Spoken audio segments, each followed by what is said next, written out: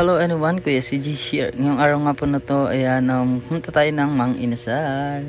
Unang-una nga po sa lahat, ayan, syempre, nagsihanda na po kami ng aming mga susuotin. Nagkanya-kanya na po kami ng galaw. Ayan, syempre, alam nyo na, pupunta kami ng Mang Inasal. Ha? Handa ka na? Nad, handa ka na? Diyan sa may ano, sa taas. Yung sa pinagsasabitan ng bike.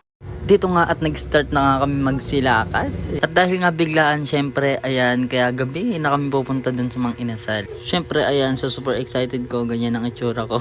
At dito nga habang naglalakad kami, ay meron ako napansin. Grabe, lahat sila nakaputi, ako lang ang nakaitim. At dahil nga ginabi na kami, ayan, alay lakad talaga ang inabot. At dahil nga biglaan, ayan, ganyan talaga ang mangyayari. Pero kung inabot naman kami ng umaga, ay alam nyo na yon. Dito nga ay, ayan, grabe, sobrang sikip. Pinagkasya-kasya namin ang aming mga sarili para kaming mga sardinas. Hindi nga siguro sardinas, malala pa sa sardinas. Tignan mo ilang kami, 8 ang sardinas, ilang piraso.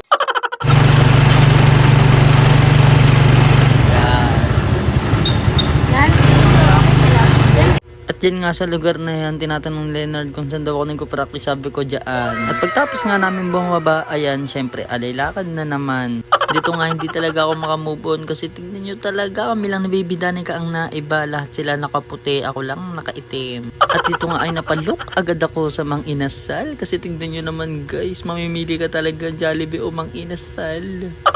Hello guys, so ayan, ngayon nandito na kami sa Mang Inasal. Ayan, syempre kakain kami, di ba? Yes. Oo. At dito nga nag-aantay na nga kami ng aming order. Grabe, sobrang tagal. Kala mo ba lang mga kinain? Paano ba naman?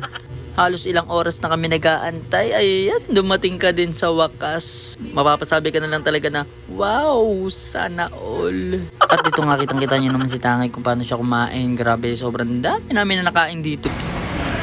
Ay, nalaglag. Yan, kain guys. Kain tayo.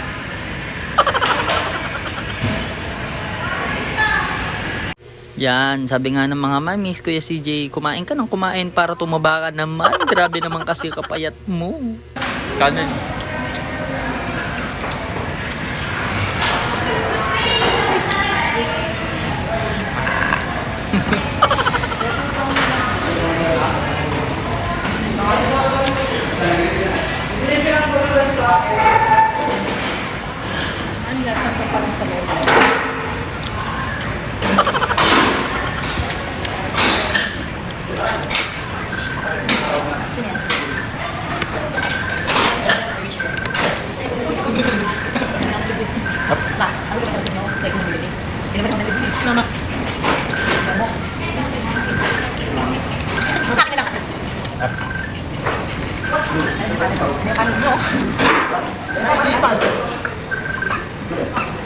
Ano, Kuya CJ, napakadami mo na nakain. Ano, kain mo po ba? Charot. Dito nga guys, ay ayan, sobrang busog na ako. Halos di ko na kaya talagang ubusin yung Mang Inasal dyan. Kasi guys, alam nyo ba, grabe, napakadami. Solved na po kami. Solved na.